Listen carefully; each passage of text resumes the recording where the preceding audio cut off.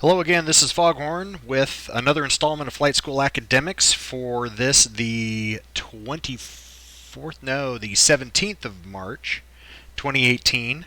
This presentation is part of an ongoing series of academics for the members of the Aurora Republic, a premier role-playing organization in Star Citizen. If you are new to the Aurora Republic or visiting for the first time, let me start by saying welcome. We are glad to have you with us, and would love to hear from you if you are interested in hearing more. We are a lawful good organization focused on roleplay, exploration, and social interaction, and are currently active in recruiting on both Spectrum and Discord. Tonight we are going to go over a primer, specifically Formation Primer, which I know a lot of people will be interested in. However, first let me get to the rules of engagement. I have good news and I have bad news. The good news is there are none.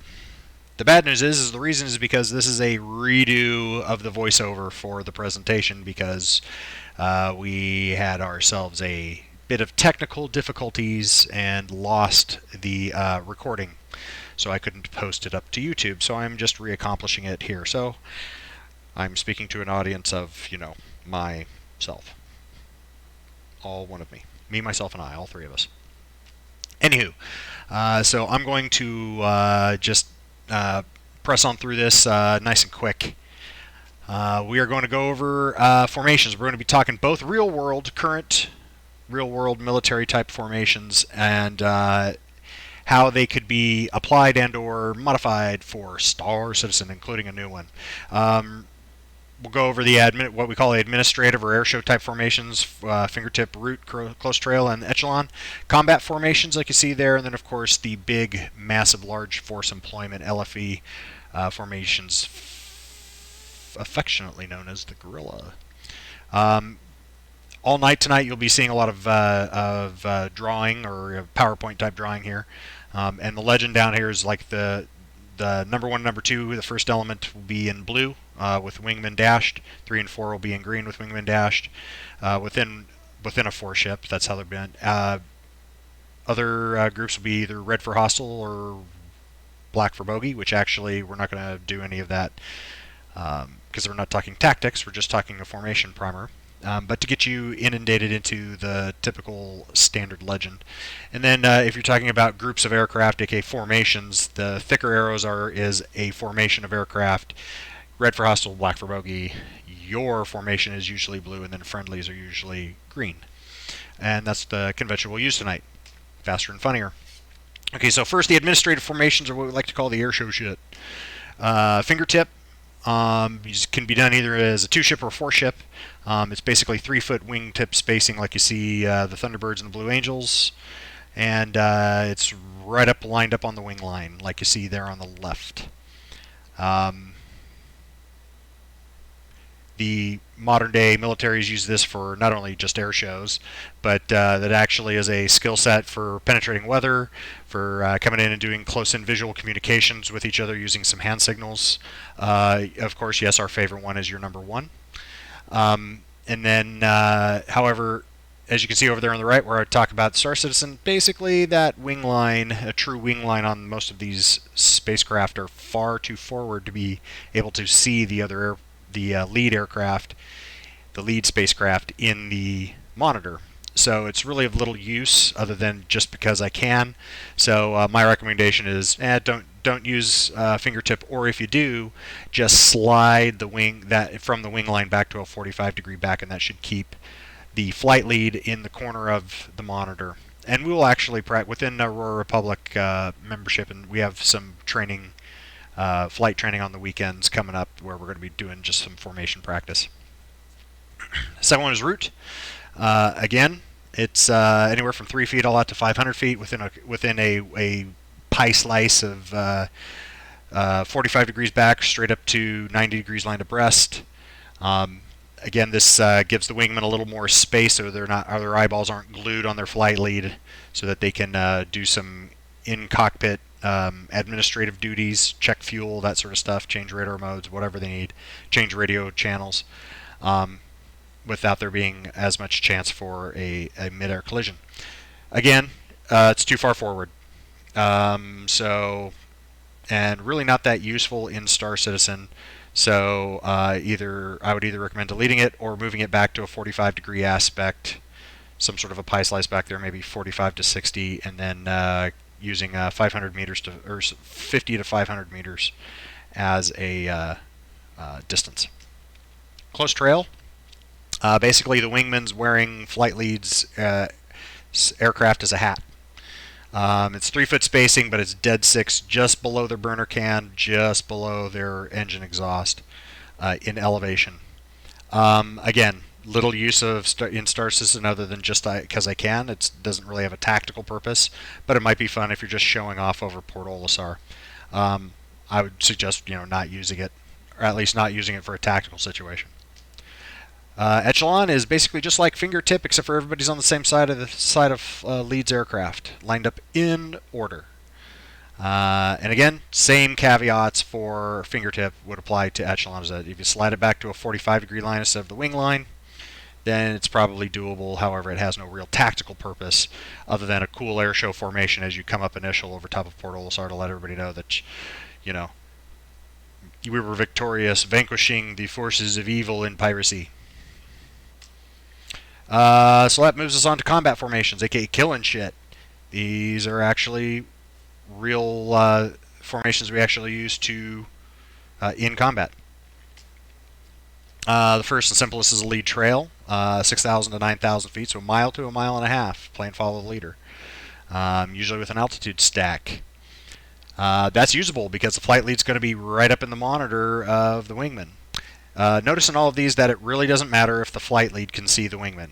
The wingman's following the flight lead. The flight lead doesn't really give a shit if he can see the wingman or not. The wingman is the one who's tasked with maintaining visual and flight deconfliction within the formation. This is completely usable in Star Citizen. I would change the ranges to 200 meters to 500 meters, and because it's space, delete the altitude stack. That's a bit irrelevant outside the atmosphere, outside of having a floor of some sort like the ground. Fighting wing, 30 to 70 degree cone back from lead, 500 to 3,000 feet, and it's actually not just a pie slice co-altitude, it's actually a cone all the way around the airplane, out to 70 degrees, but not less than 30 degrees. So in other words, the wingman should not be playing around dead six of lead. It's considered a maneuvering formation. It's good for getting through weather. It's also good. It also has a few tactical purposes that it might work in a cast wheel. Putting the wingman out in fighting wing opposite from the target area so that the wingman is looking through lead into the target area, so he can both makes it easy for the wingman to keep visual and while the JTAC is talking your eyes onto the target, the FAC or the JTAC is talking your eyes on the target. This is usable, and I really wouldn't have to change anything except for change the ranges to 20 meters to 100 meters. And again, I just drew that little cone there to show that it's it's an entire three-dimensional space back around flight lead's jet wash, except just don't be dead six. Wingman should not be dead six on fighting wing. Line abreast. This is pretty much the go-to formation in modern day. I wouldn't try it in Star Citizen. 6,000 to 9,000 feet line abreast, means no kidding, 90 degrees to each other. Yeah, you can slip a little bit back to 70, but you're always striving to be up on the wing line, or on the, not the wing line, but the line abreast line, and then with an altitude stack. That's modern day. Star Citizen, you're playing on a computer monitor. That's not going to work.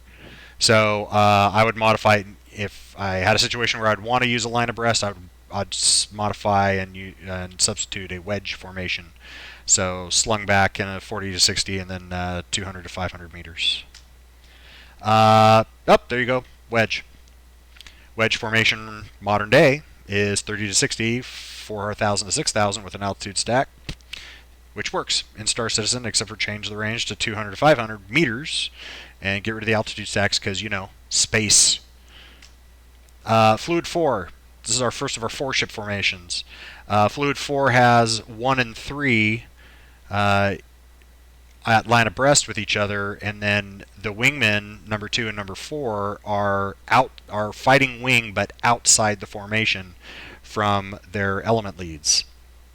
Again, line abreast doesn't work on a computer monitor, so I would actually come up with a new formation that works from, and I'm going to just keep, you're going to hear me say diamond, diamond, diamond, diamond about 17 times throughout the next few slides, because it's the one that actually fixes it. And it's basically like you see on the right. Number 1's out in front, number 3 is on one side in wedge to one side, number 2's on wedge on the other side, and then 4 is flying wedge off of 3 to complete the diamond. That keeps all of the wingmen or subordinate element leads in a position to where they can keep the superior lead, the formation lead, over on the side of their monitor, and to avoid any sort of mishaps. Okay, and this is why you're going to keep hearing me say diamond. So the next thing is the battle box, the infamous battle box. So it's, the front element is line abreast, trailing 1.5 to 2 miles behind that. The trail element's line abreast. Element leads usually opposite of each other. So if the flight lead is in the front, is in the left up front, then the number 3 element lead is going to be in the right and the back. Altitude stack for all of that. Again, line abreast, too far forward. Delete the altitude stack because it's space and go to the diamond formation. That'll get you the same thing, the same overlapping coverage of weapon employment zones, and mutual support of clearing each other 6, perhaps with the exception of number 4, but he's tailing Charlie anyway. And while keeping everybody on the monitor so you can see each other. Offset box, same thing, except for, slide the rear element half the formation width to the right or the left. That's called the offset box. Again, diamond. So I already described the diamond to you. It's a wedge with a wedge with a wedge with a wedge. 2's wedged off 1, 3's wedged off 1, 4's wedged off 3, and kind of out of the corner of his eye also sort of monitoring number 2, just to sort of keep the diamond formation.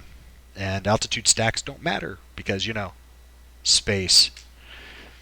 Okay, large force employment. Now this isn't actually formations of individual aircraft. This is formations of groups. Formations of formations. So large force employment shit, also known as the muzzler load, also known as a guerrilla. So you may have heard this if you ever are around fighter jocks of any of the 3 services that actually have fighter pilots. Then you'll hear the wall formation, which is basically within that formation. It could be whatever that flight lead wants, but the formations are arranged like such. It's basically, here's a formation, and 5 miles line abreast there's another formation, 5 miles line abreast there's another formation, 5 miles line abreast there's another formation, and they just fly forward in a big squeegee and kill everything in front of them and get rid of the enemy, get rid of the enemy's air force. That's the whole reason that's there. The problem is again, you guys aren't on monitors. Are too far forward to be on, or not, too far close to line abreast to, you won't be on each other's monitors. Second thing is you're too far apart, and 5 nautical miles, is 8 kilometers, so you're not going to be able to fly visually off of each other.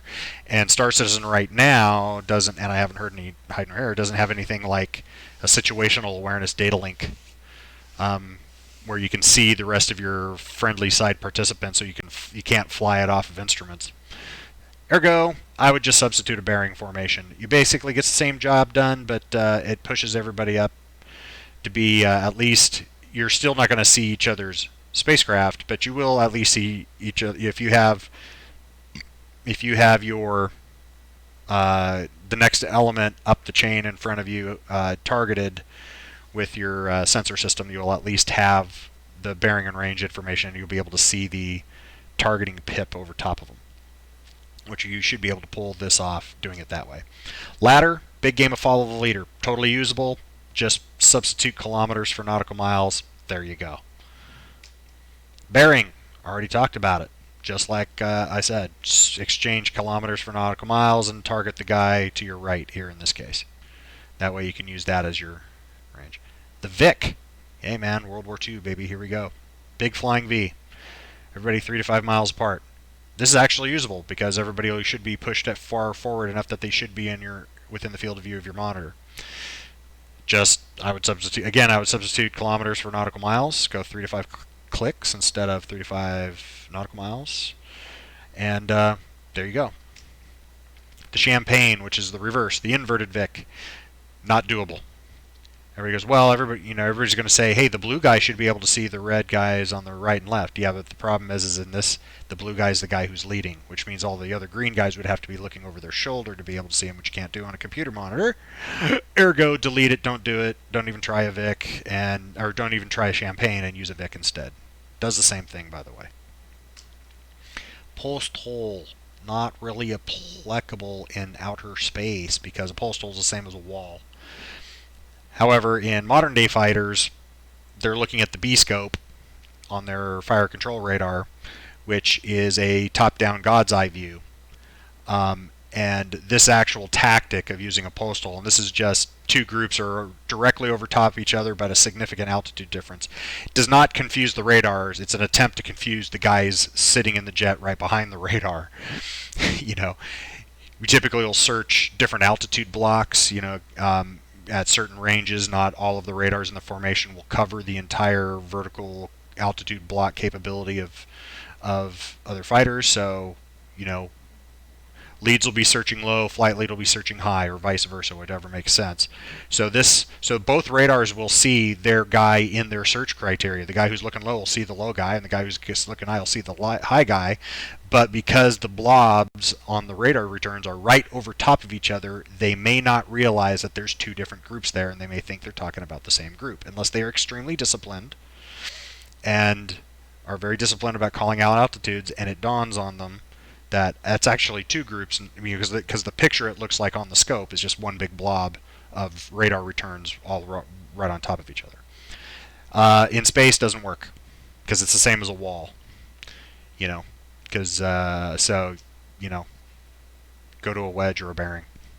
There you go. All right, so that's it. Hopefully it was fast and dirty. Hopefully it was interesting enough to torture you through this. I don't know how long I've been blabbing, probably 20 minutes.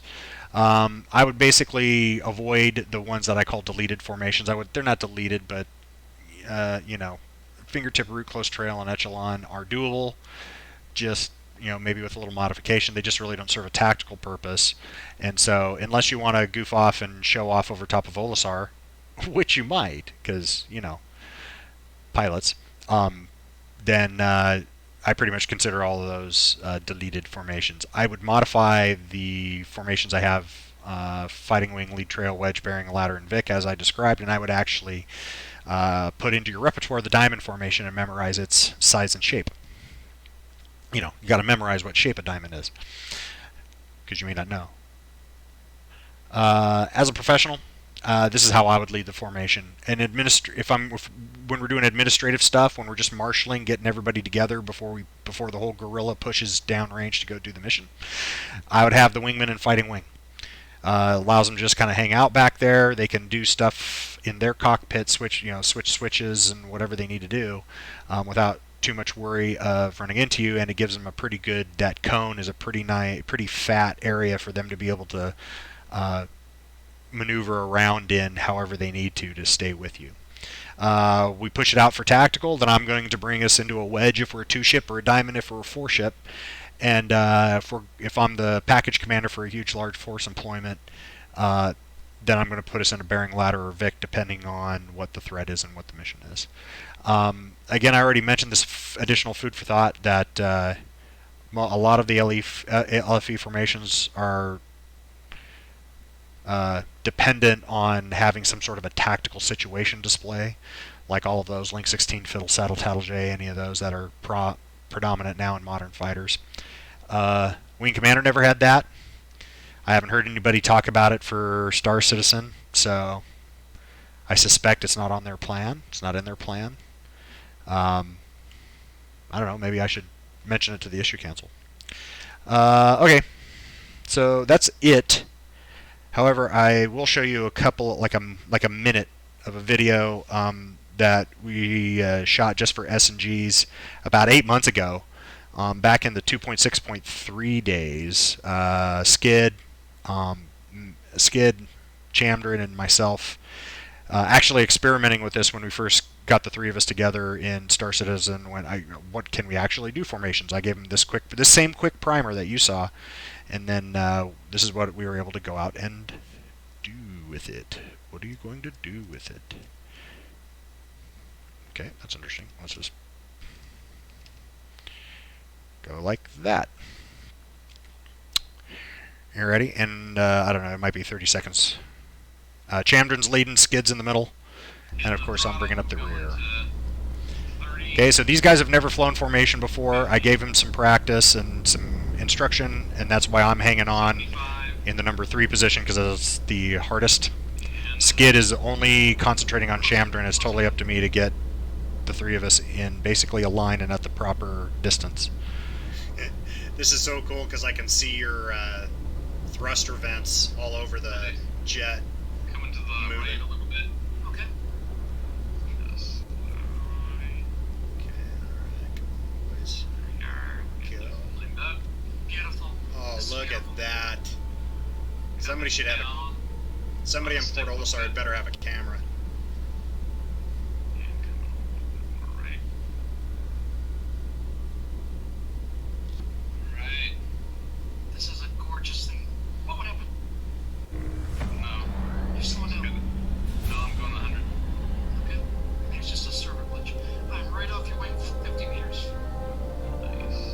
Ditto.